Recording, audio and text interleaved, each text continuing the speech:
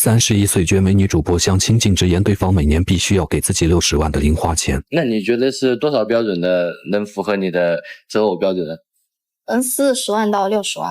仅仅是因为自己有着貌美如花的颜值和曼妙多姿的身材，他就认为所有的男生都必须做自己的舔狗，甚至还表示像他这样的小公主就应该有非常强大的优越感。下面就不停的有人在说啊，好美好美，就可能就是已经形成自己那种特别的心里面会很有优越感。女孩认为以自己的外貌优势，想找一个年入千万有房有车的高富帅非常轻松，并且当经济条件可以满足她的要求时，颜值方面就完全可以降低标准。你对什么方面要求都特别严格，比如说他的颜值，还有他的经济实力才是。女孩名叫张晴，31岁，四川人，身高1.58米，中专学历，现在是一名淘宝主播。与其他大龄剩女不同的是，张晴的颜值可谓是倾国倾城，因此她便凭借着自己的外貌优势赚到了人生的第一桶金。在中专时，她所就读的是幼师专业，但很快她就发现幼师的收入完全无法满足她的消费需求，于是就在机缘巧合之下，张晴接触到了娱乐直播行业。刚开始直播没多久，她的生活就发生了翻天覆地的改变，名牌包包和手表以及纸醉金迷的生活让她彻底沉迷于其中。自此之后，她便爱上了这种高收入自由的生活。但即便如此，张晴也有很多自己的烦恼。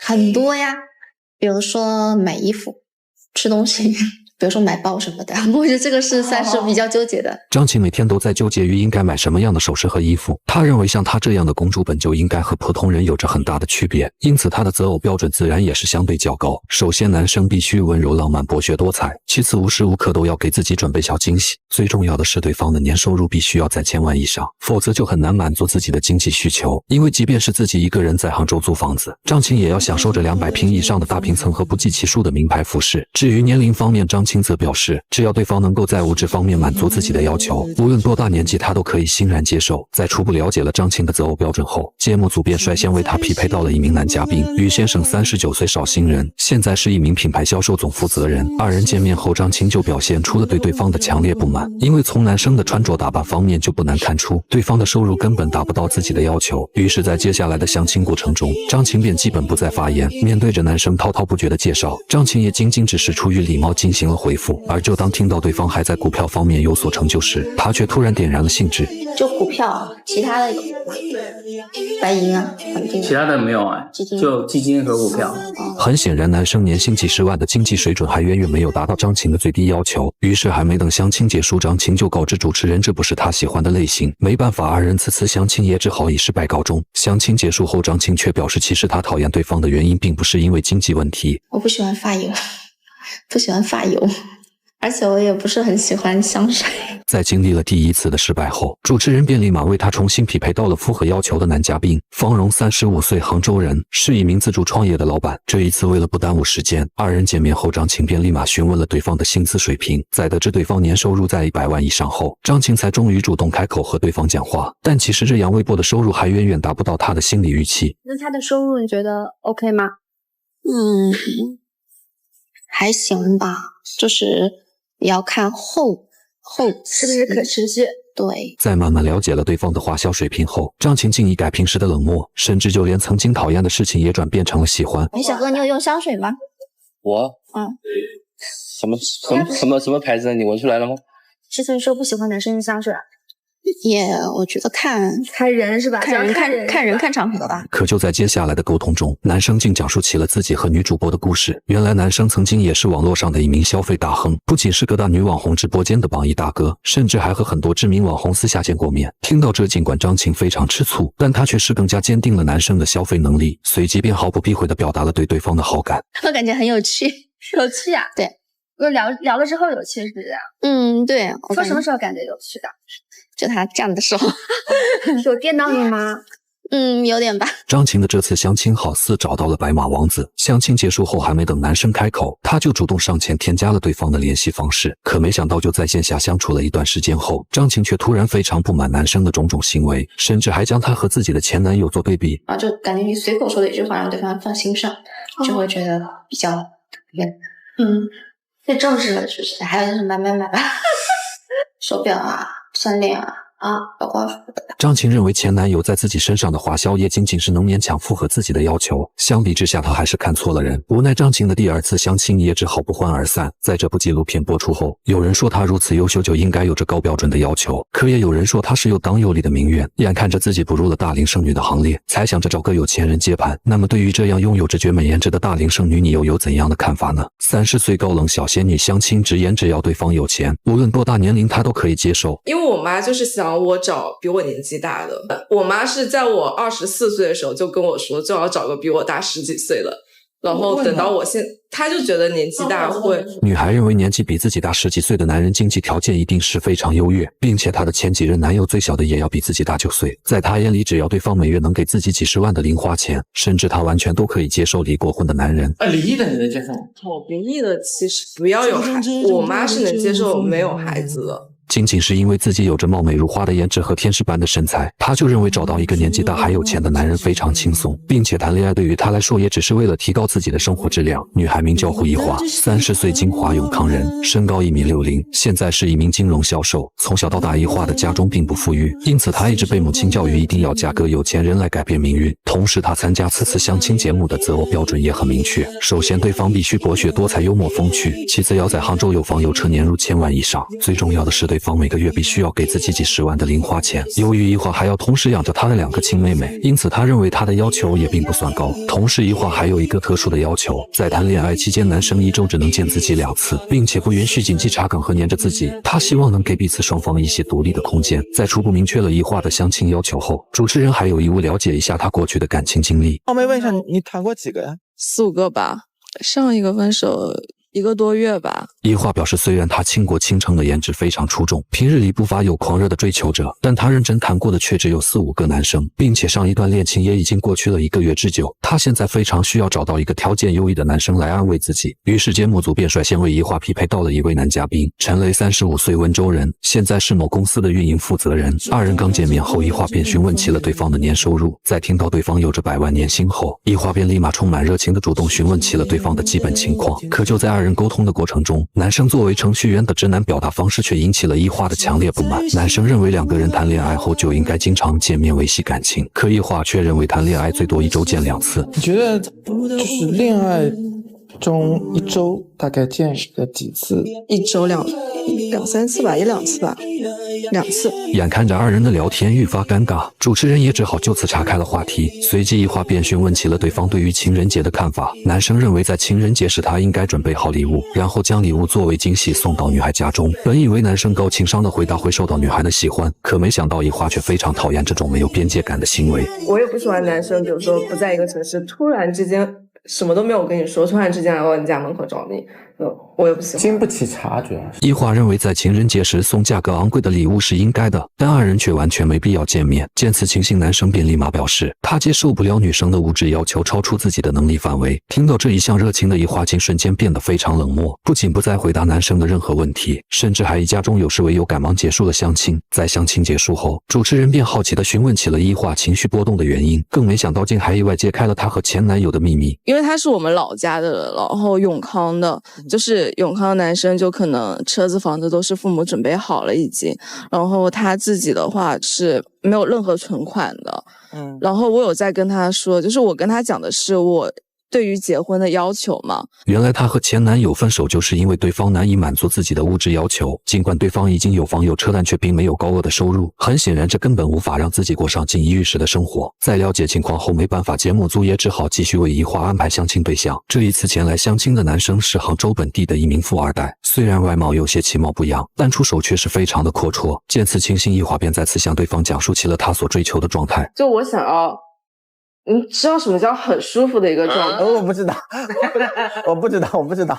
就我有谈过一段很舒服的恋爱，就是我跟他舒服是属于那种，他希望2人结婚后双方可以以自己的生活为主，男生只需要每个月给自己固定的零花钱，而至于见面的次数也没有必要太多。可男生却认为这无异于婚外情的关系。由于2人的观点不合，无奈此次相亲也只好不欢而散。在事后的采访中，一华依旧没有意识到自己的问题，甚至他还觉得是男生的能力太差，没有资格征服自己。在在这部纪录片播出后，有人说她的观点是新时代女性崛起的标杆，可也有人说她肥头大耳又当又立。其实像她这样的女生也已经踏入了大龄剩女的行列，重要的是要真正的认清自己。那么对于这样高冷的小仙女，你又有怎样的看法呢？34岁绝美小公主相亲之颜只有超级高富帅才能配得上自己。我看中的可能是演员这一块吧，颜值这块的话应该要中等以上吧。女孩要求男生的颜值至少要是中等偏上，同时年收入最低要达到50万，并且能在结婚时一次性拿出100万的彩礼。最重要的是必须要经常在自己这里购买大额保险。如果说台北这种医院的话，那我可能就是不是我未来的男朋友，我不是我未来的老公。那相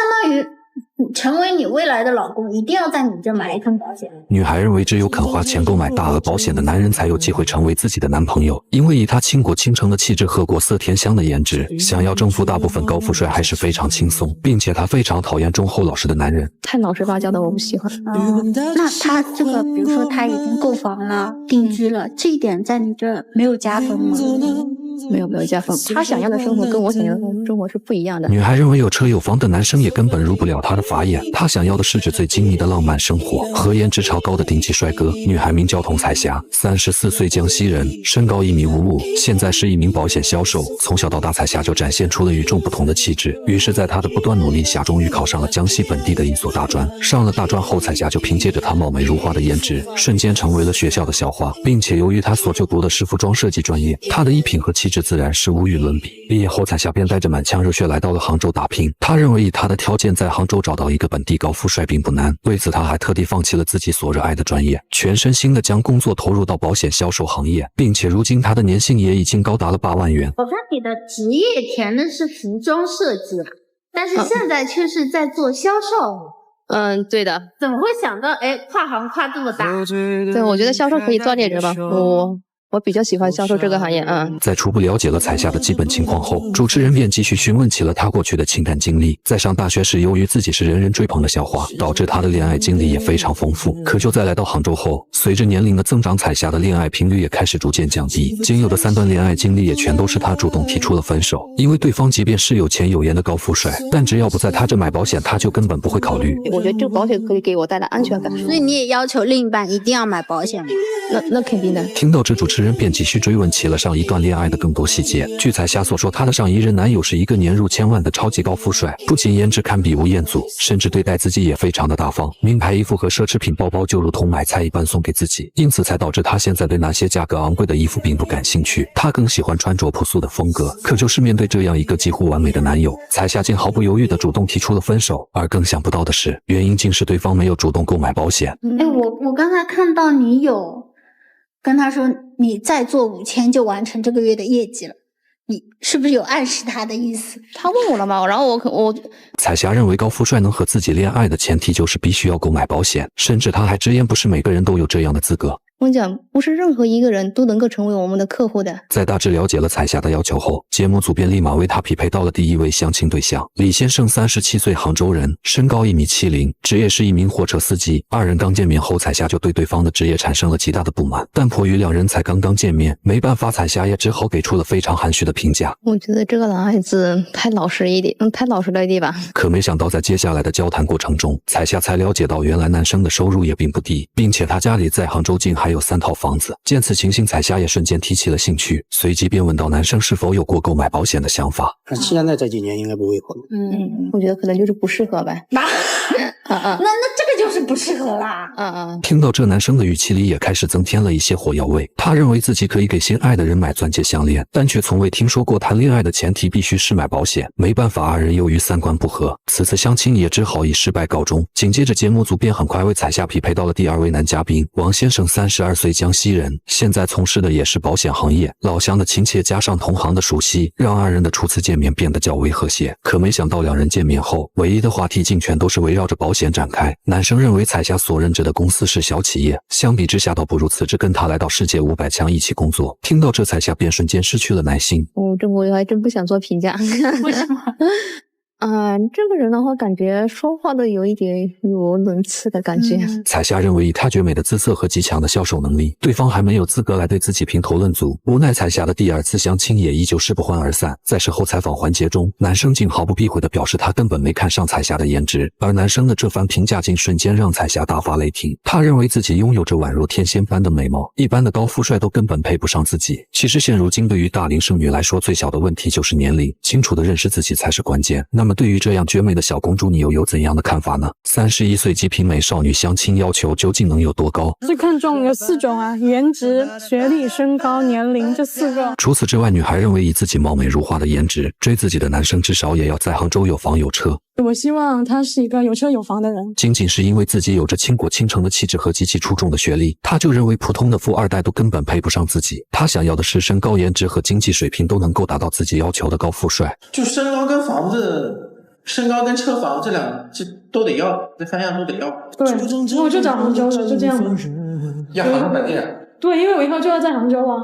我觉得我杭州的男生，我觉得我可以啊，为什么不可以？我条件又不差。女孩名叫韦兰，31岁，广西人，大四学生，现在没有固定工作。从小到大，韦兰的家庭就非常贫困，因此家中除了她之外，也仅仅只有2个弟弟。作为全家唯一的希望，韦兰夜以继日的努力，终于考上了一所3本大学。上大学后，韦兰就凭借着她国色天香的颜值，瞬间成为了学校的顶级校花。同时，学校的高富帅们也都为她神魂颠倒。在众多追求者的众星捧月下，韦兰很快就迷恋上了纸醉金迷的生活，而这却也导致了他学业不佳，至今都无法毕业。迫不得已，他也只好先离开校园，独自一人来到了杭州打拼。在此之前，魏兰就曾委托过节目组为他匹配相亲对象，可由于他的要求太高，最终也只好以失败告终。时隔1年之后，魏兰再次鼓起勇气登上节目，这一次他在认清自己的同时，也降低了要求。在学历方面，由于他自己是优秀的3本学历，因此他无论如何都不能接受大专的男生。我希望他大专就陪不了你了。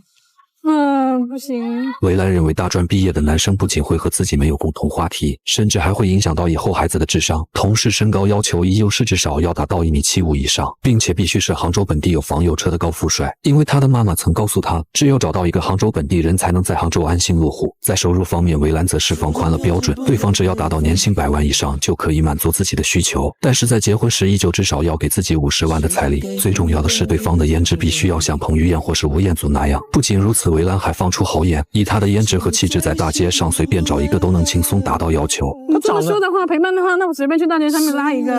但其实韦兰所有的要求都是因为现在他已经足够优秀，相比之前，他现在完全可以全款为自己买一双鞋子，并且他也已经找到了一份月入2000的工作。在了解了韦兰的改变后，节目组便很快为他匹配到了第1位男嘉宾。为了此次相亲，韦兰还特地穿上了他最可爱的衣服。张先生35岁，杭州人，身高1.76米，现在是一家公司的行政总裁。可没想到就是这样一个完美的男生，2人见面后，韦兰却对对方的年龄并不满意，感觉你好像也不是很，就是看起来不是很老。韦兰的妈妈希望他找一个年轻一些的帅哥，因为只有这样未来的孩子才有可能是男孩。随后韦兰继续向男生提出了要求，他希望2人在结婚时必须给自己的2个亲弟弟全款买2套房子，因为弟弟是他们家未来全部的希望。听到这，男生瞬间变得非常紧张，因为即便他的经济收入并不低，但如此过分的要求却也是令他也非常犹豫。紧接着还没等男生表态，韦兰竟继续要求对方必须随时都能陪着自己。一个人觉得挺孤单的是吧？